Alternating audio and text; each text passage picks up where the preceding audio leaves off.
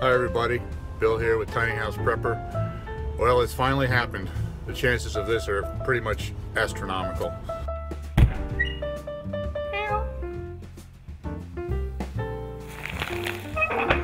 Tiny House Prepper.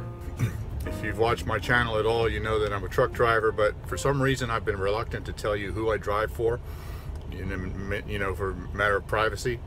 I'm not really sure why. I don't think it really matters, so I guess I'm going to go ahead and tell you that I drive for Swift Transportation.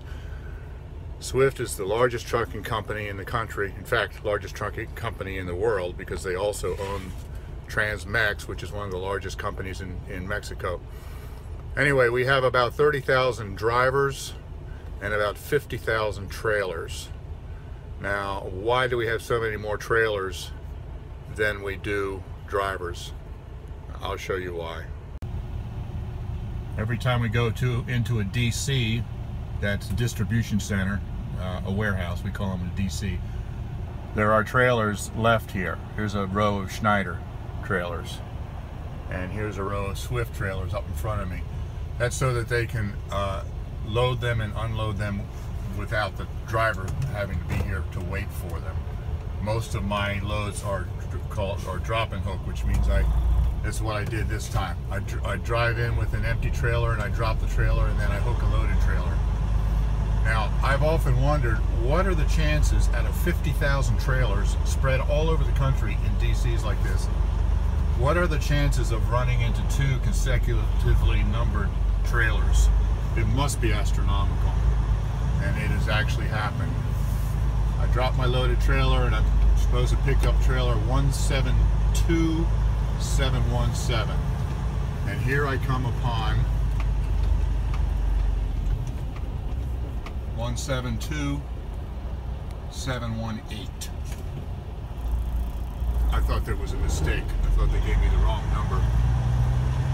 And then I come down here.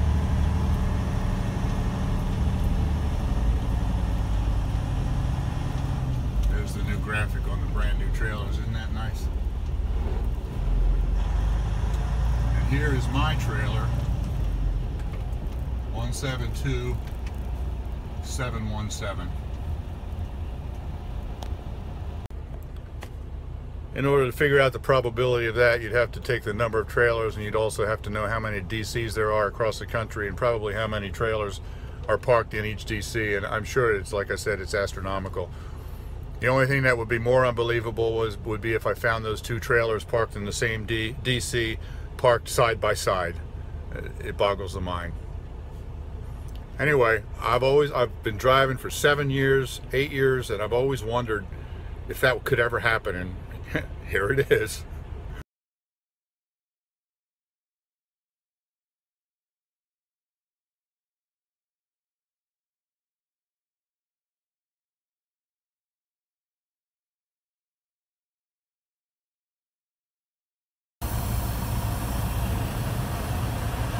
You can see in my mirror that I'm pulling a 53-foot trailer, and I need to park it in this space right here.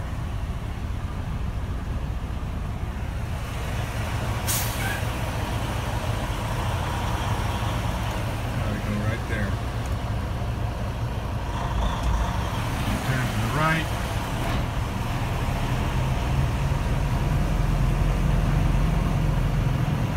Back again.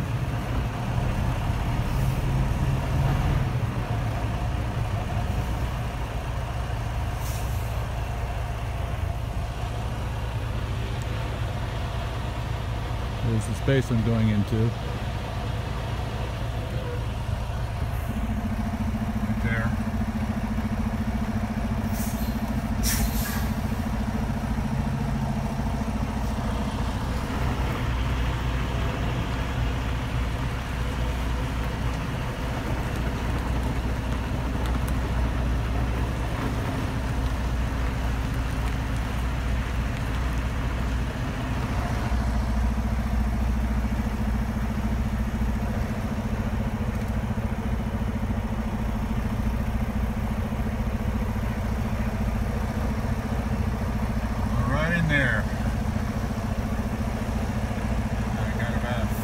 clearance.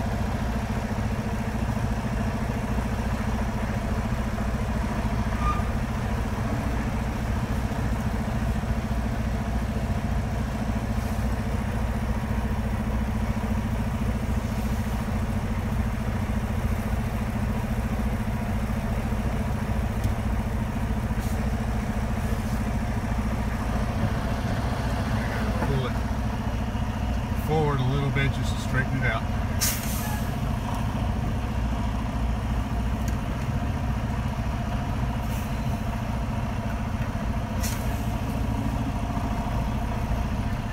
And if I know the space is wide enough, when I go past I look at it, make sure it's wide enough, and I don't even have to look at the other side here, because I know there's enough room. If I just gauge this side correctly, it all works out.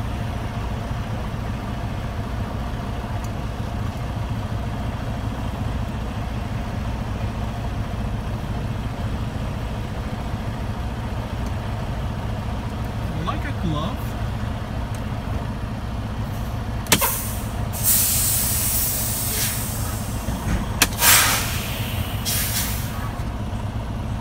And that's how it's done.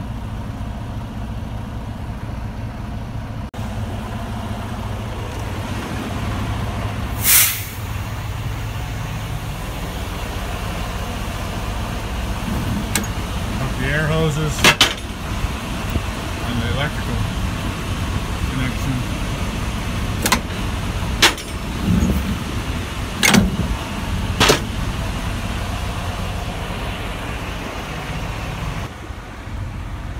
Around the other side here,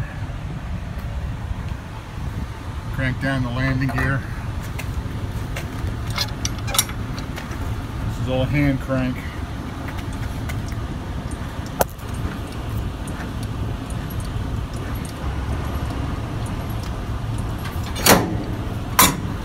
And I just got to release the fifth wheel.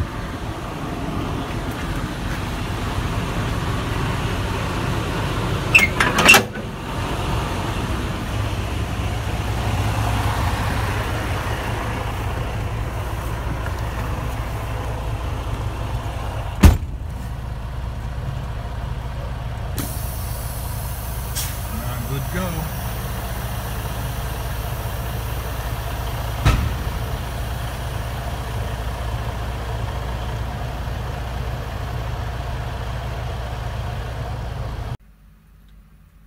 The last video I did in my truck, several people asked me about the electronics that I have in the truck, so I thought I'd explain that here. This right here is called the Qualcomm.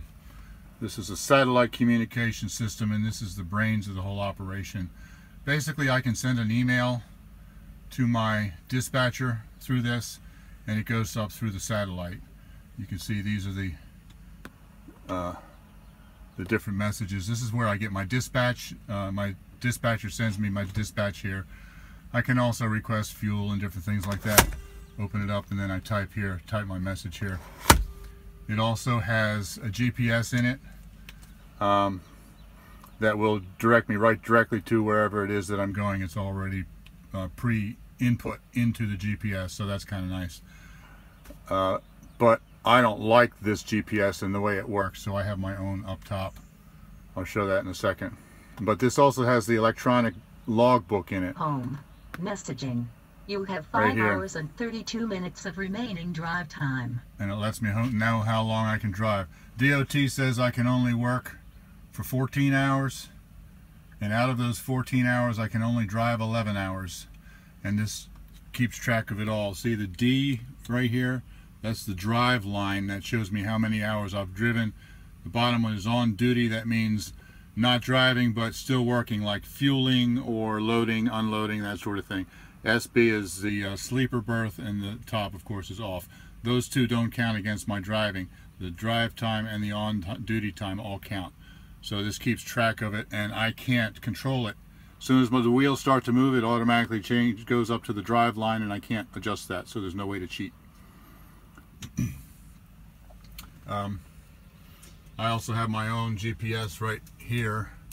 I like it much better because it gives me my ETA at my the place where I'm delivering to. This one doesn't tell me that.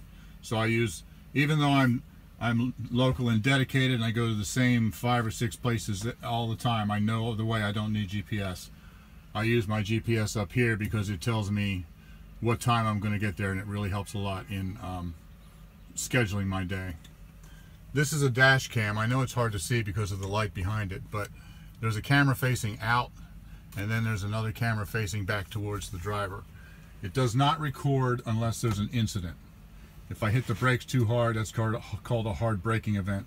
Then it'll come on, and it comes on for, it records 10 seconds before the incident and 10 seconds after the incident, and it shows out the front so you can see what's happening out there.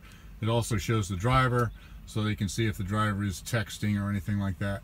It actually has saved many drivers to prove that they were not doing anything negligent. So it's actually a good thing, even though most of us hate it. And then of course over here is that thing there is my easy pass for the tolls. But this is also called a pre-pass. Many states use it for a truck. You know, they have the inspection stations that the trucks all have to pull into, the weigh stations. If a state uses a pre-pass, there's a sensor above the road, and as I drive through there, it reads my pre-pass, and it'll check all of my paperwork that's on file, my registration and my weight and all that kind of stuff, and everything. If everything looks good, then that pre-pass will give me a green light, and then I can bypass the inspection station.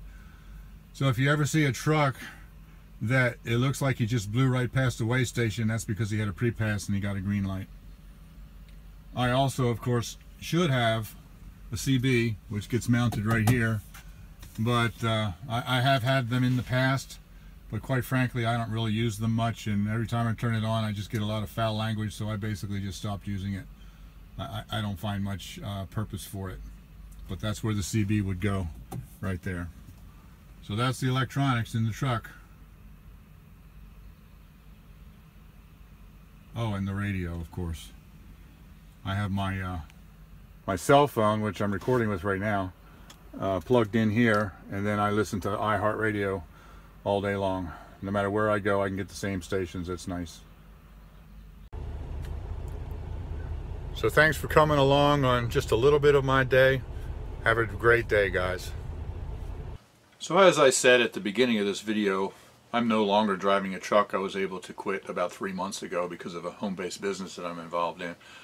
But I was looking through all of my videos and discovered this one that I had filmed last summer and then never released. And I just, you know, I get questions from time to time, or I used to when I was doing a few trucking videos, about different things about the trucking industry. So I just thought that you might find this to be interesting. So, you know, if you found it to be interesting, please like the video below. That helps us a lot. And of course, subscribe if you're not subscribed yet. You know, as I mentioned, I'm no longer driving, and there are a few things that I miss about driving. I really enjoy the feeling of actually driving the truck, driving this great big huge thing, and feeling competent to do it. And, you know, to be able to take this great big huge 53-foot trailer and put it into that tiny little parking space. And I only had to do one small pull-up in there, and I think I did pretty good. You other drivers out there, I know there are a lot of you who probably could critique that, but I think I did okay. I also enjoy being able to maneuver that big truck around a small, tight turn that to the uninitiated looks like it's impossible, but I take it right around without any trouble. I really enjoy that. But there were a lot of things that I'm happy to not have to deal with anymore after 8 years of driving. You know, the constant stress of DOT violations for just a light out that you don't know about, or, you know, different things like that, weight issues and that sort of thing. But working 60 to 70 hours a week, that just got, after 8 years, that just got to be too much. And of course, the biggest stress, driving in the bad weather, especially in the snow. I'm so glad that I don't have to do that anymore. Now when it snows, I'm sitting here just working my computer, working my home business, watching the snow outside the window and just laughing because I know that I don't have to do it anymore. If I don't want to leave the house in the snow, I don't have to. That's a great thing. And I'm just really enjoying being able to work from home instead of being able to work on the road. If you're wondering what this home business is, most of you, if you watch my channel, you already know, but Thrive Life food delivered directly to your door. And that business eventually got to the point where the income from that has replaced my trucking income, and that was a fabulous thing. So if you'd like to find out more about that, I'll put a link below and a video at the end screen, whichever way that is, the end screen. It's called So What is Thrive Life? And it'll tell you all about the business I'm involved in. So once again, if you've enjoyed this video, like it below and subscribe, and I'll see you next time. Thanks for watching.